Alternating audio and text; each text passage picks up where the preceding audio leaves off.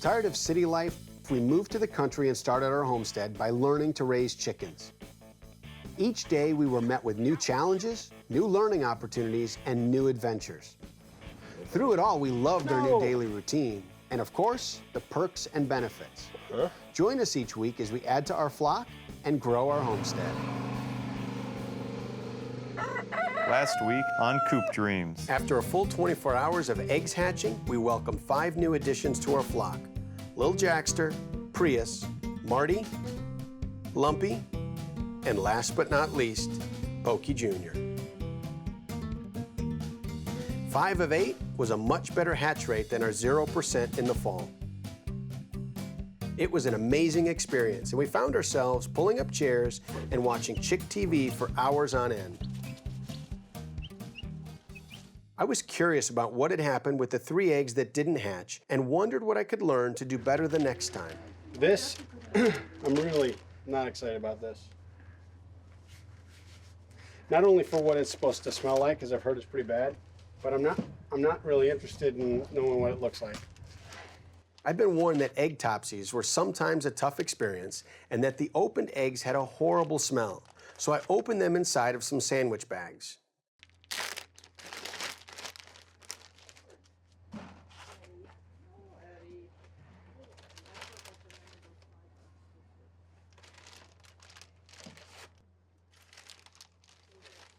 That last one felt pretty heavy. The other 2 felt pretty light.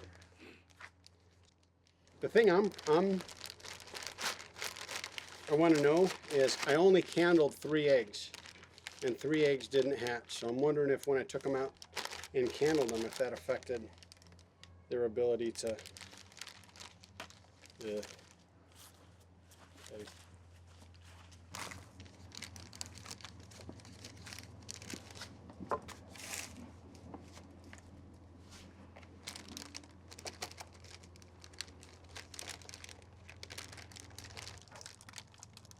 Oh no. It looks like a chicken in there. Or something. So that one started. The last one is the one I'm pretty sure has something in it. God.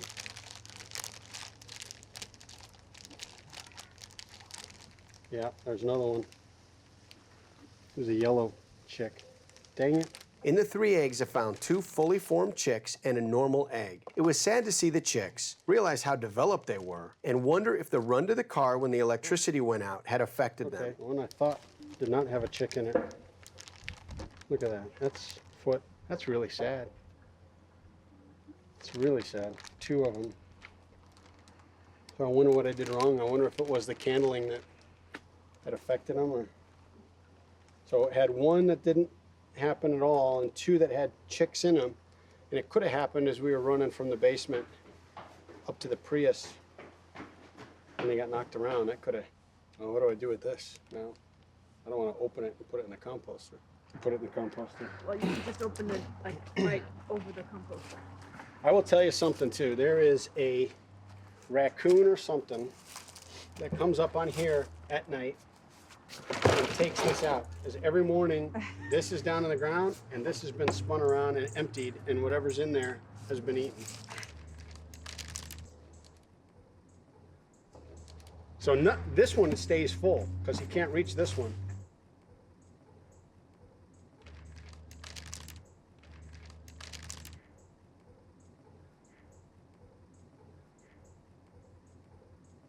Maybe get a clothespin from the line.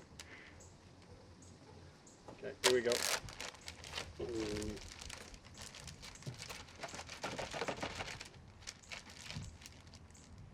What do you do with this now?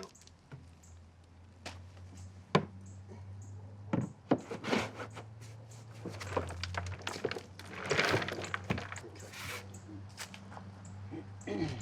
That's sad. We'll never really know.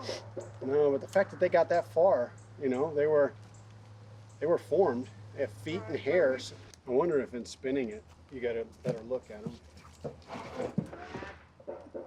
No, there's no.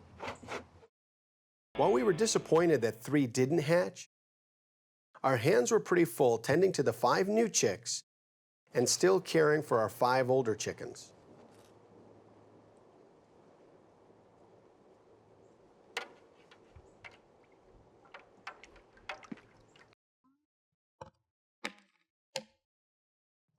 In addition, we were still having problems with old Edward. Watch out. What? Watch out. Don't turn your back. Luckily, Chris from the Eggs and I had done a great presentation at Coop Camp on rooster rehab.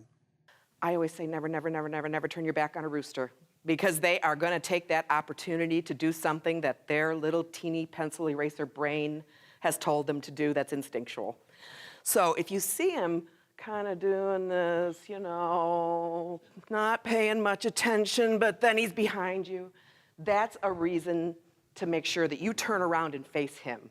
Because if you face him, chances are he's not going to attack you like he would if he got behind you. Face him, don't take any steps forward, just stand your ground. Before your rooster crows, you'll see him stand up tall and flap his wings. Shortly after that, he'll crow loudly. What he does is that there's air sacs in his neck that he fills up with air and then forces that through his beak and the structures to make that loud crowing noise. What the no-crow collar does is put pressure on those air sacs so they, from what I understand, so they don't fill all the way. The crow still occurs, but it's softer. So that will prevent him from making a lot of noise, but it's not going to teach him anything with regard to, you know, he shouldn't be crowing around you in the first place because you're the head rooster. I tried implementing some of her suggestions. In the end, it seemed to work, and I crossed my fingers his newfound good behavior would continue. Like a proud papa, I posted a ton of pictures on Facebook. The chicks grew and changed every day. While it was a cool adventure, there was a lot of work with a ton of cleanup required to keep the brooder healthy for them.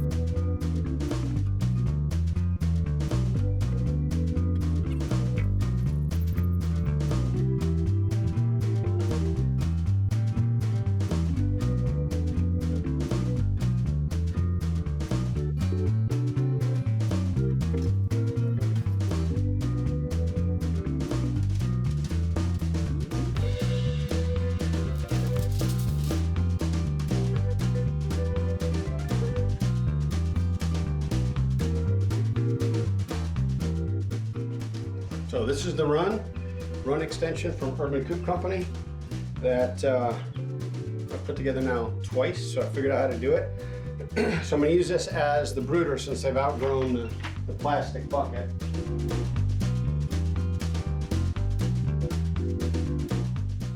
Much like having a baby, I got gifts and advice from a lot of people. Stick. Their first sleeping stick. Give them a mirror. They can look at themselves. Including some really cool enrichment gifts to keep our chicks entertained. I got this. It's a, not sure. They're gonna love it. We'll put that in there. Oh, I better put it down here. Give them all their play stuff in their playroom. Their chick feed, and then I had to put a can of green goo in here because the jar that goes in here to keep it fed, but I didn't know that at the time. And I got nervous because they kept climbing up and falling in that hole, so I got nervous that they were gonna get hurt. A can of green goo fits perfectly. That's preventative medicine. Put a can of green goo right in there. Okay. Jackster, come on. Yep, there you go. See the toys? Yeah. Wiggle, Prius. There you go. See the toys?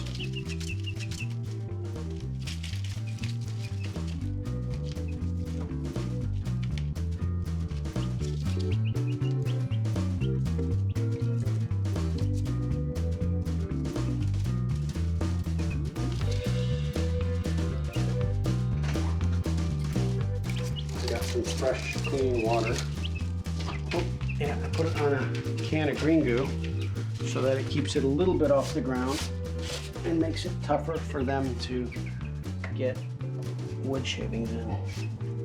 The chicken chick was quick to notice the orange hue in my brooder pics and expressed concern that I was using a heat lamp and might burn down the house. Okay, I posted a lot of pictures of my new brooder setup on Facebook and had a lot of people concerned about heat lamps. They say there's a lot of fires in coops and houses and in barns. And a lot of the followers mentioned this thing called Echo Glow. And so the chicken chick was kind enough, she was pretty concerned that I was gonna burn my house down. So she was kind enough to send me hers that I could borrow. So I'm gonna swap out the heat lamp for the Echo Glow.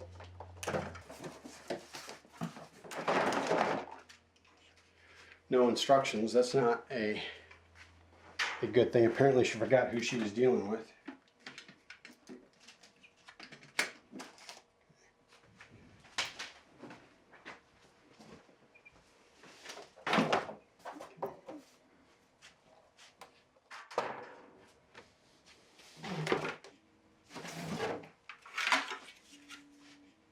So I'm guessing that those are feet.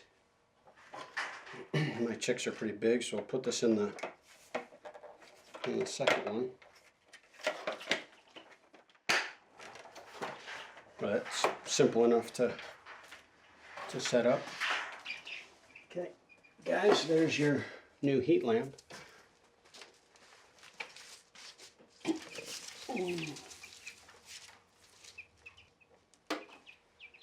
Okay, there's a red light on, so it's working. See? See? See? Hey. Hey.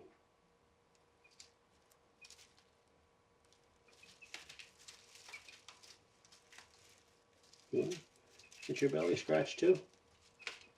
Belly scratches. It heats here, so like for a hen, from what Chicken Chick told me, that this is like a hen, like they can go underneath this to get warm, and then when they come out from under the hen, they run around, and when they get cold, then they just go right back underneath. This just warms up. You can feel it's a little bit warm right now. And then when they get a little bit taller, I can move it up to the top one here. Hey, Bob. I liked it so much, I ordered my own, plus a Brincy incubator. Oh, and an electric door opener as well. My friend Jennifer recommended that I hang a swing in the brooder.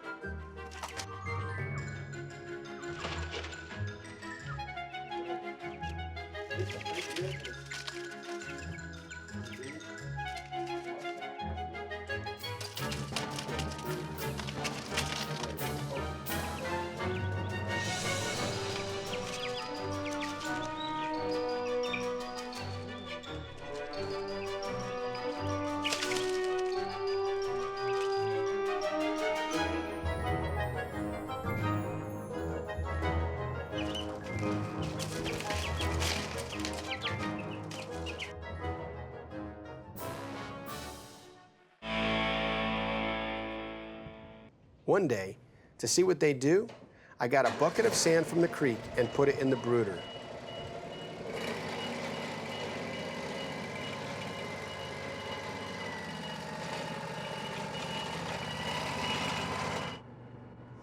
I'd heard it could be used for both grit and baths. As soon as I got it in the brooder, they went nuts in a dust-bathing frenzy.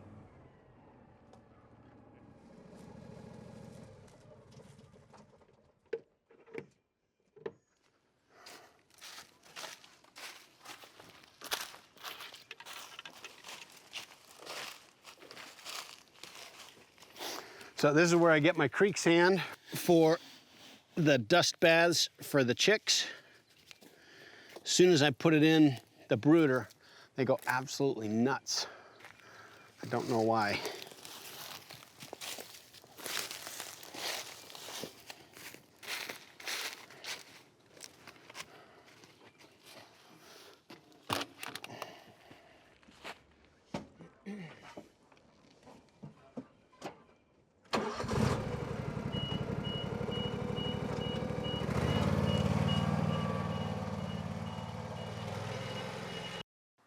Hey, hey, no, no, no, no, no, no. Nope. Stay, stay.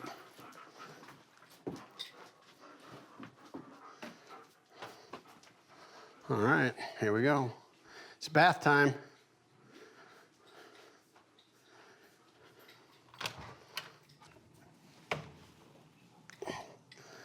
Okay, bath time. Here we go.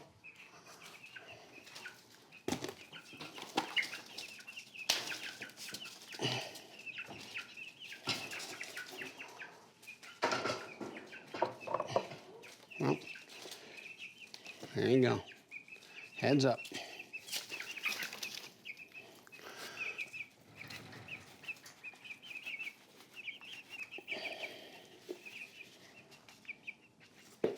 Okay. Check it out.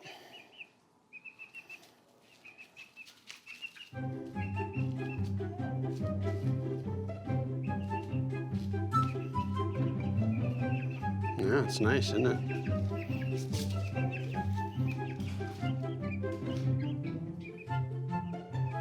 It's crazy. It's the same sand that they have the whole time, but as soon as I put new sand in, there they go. Now they're scratching. There all 5 of them in.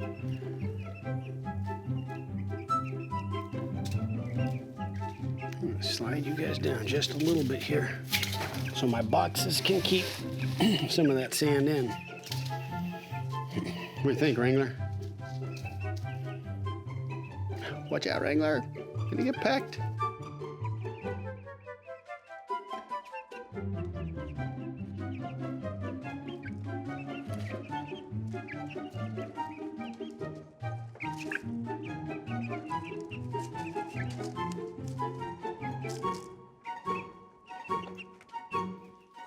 There you go. Get up on in there, Lumpy. Oh, Prius is doing the roll. And they really only do this once it's fresh, which I don't understand because it's still the same sand. It's crazy that they just know how to do that, you know?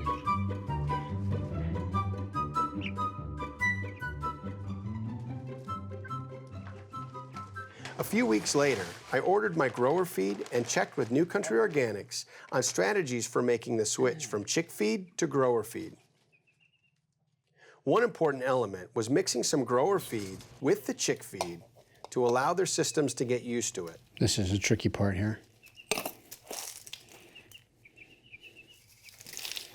There you go, everybody. Get you some water. No? It's like they've not had food for a week. It's unreal. You know, but in 3.5 weeks, they've quadrupled in size. 65. You may have to turn the back porch into a brooder.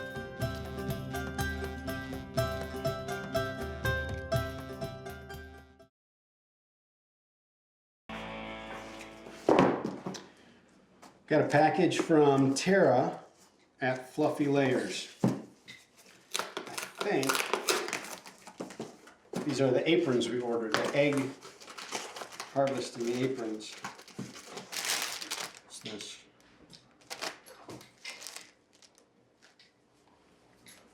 I'm guessing that's a scarf. I'm guessing that is a gift for Jackster.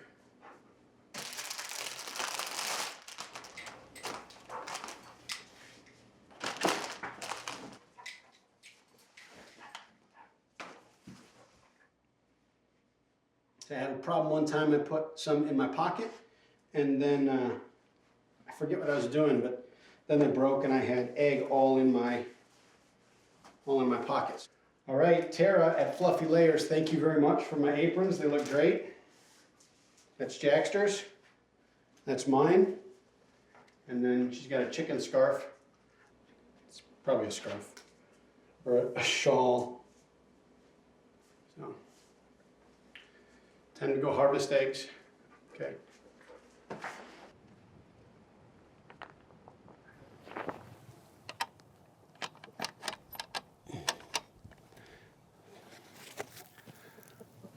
Seriously? 3 days in a row I had an egg, and I didn't get out here in time and it froze. Now the day that I have my Fluffy Layers apron, all I have is a golf ball to put in.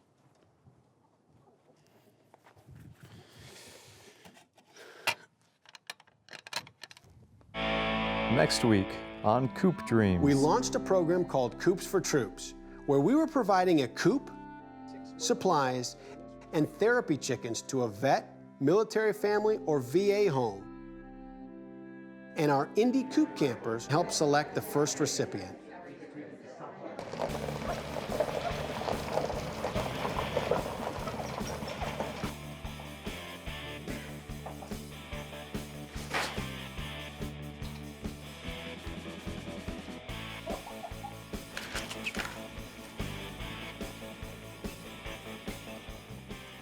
For more fun, like Coop Dreams on Facebook, follow us on Twitter, and visit our website at www.fadedjeans.tv. Brinzy Echo Glow. I borrowed from Chicken Chick. There is literally poop all over it. I'm pretty sure that I'll clean it up before I send it back to you. Pretty sure. Hey, it's okay, it's okay, it's okay. Whoa. Hey, this is Pokey Jr. Yeah, yeah. No.